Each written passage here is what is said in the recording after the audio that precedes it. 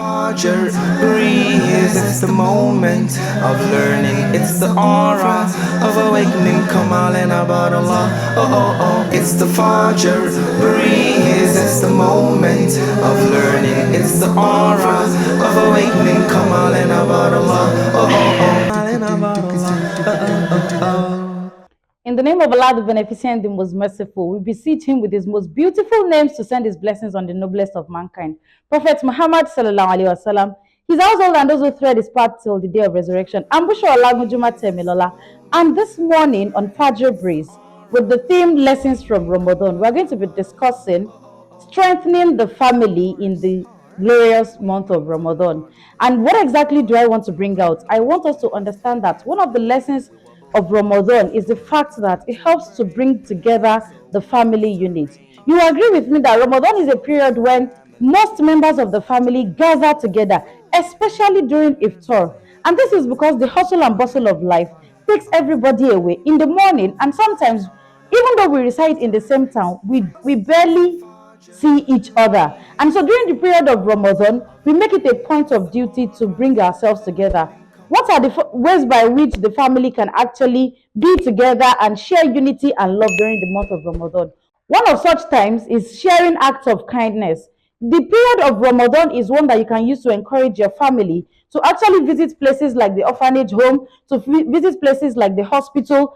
These acts will teach the young ones what it means to be kind to people, what it means to actually show love. But one of the most beautiful lessons that we learn by doing this in the glorious month of Ramadan is that it helps to bring the family together. Another thing that helps us to share a sense of togetherness in Ramadan through the family unit is actually shared meals. This is when you inform every member of the family. It might even extend to members who are probably uncles and aunties.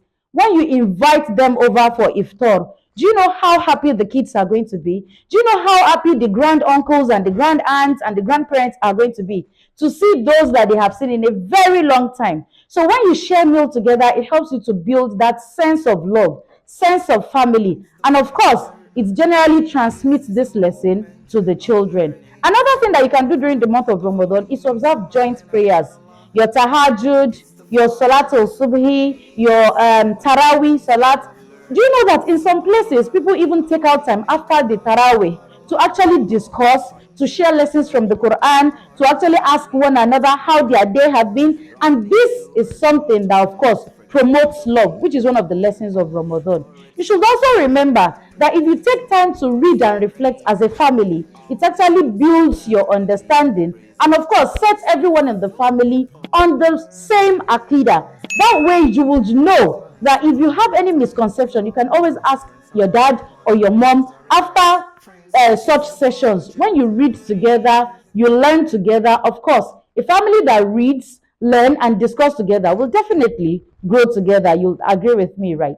Another thing that you must know is that this month of Ramadan, as a family, it is actually encouraged for us to use this period as a means of reconciliation and forgiveness.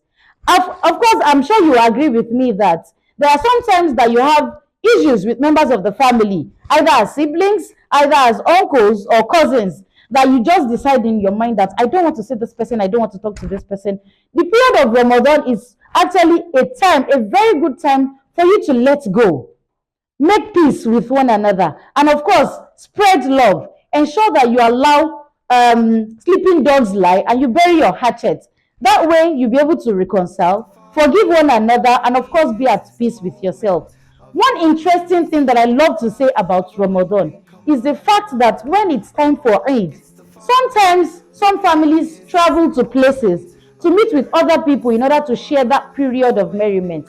And of course, what better way than for you to share this period with other people?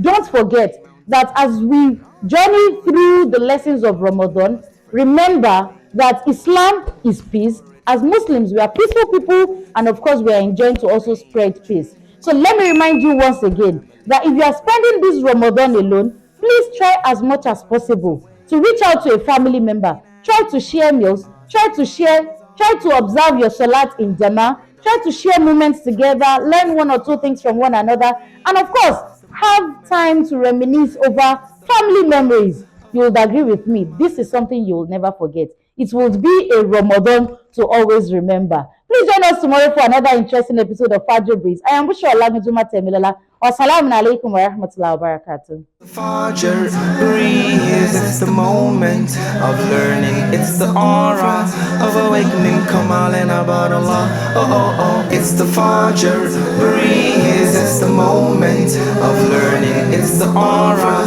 of awakening. Come on and about Allah. Oh, oh, oh.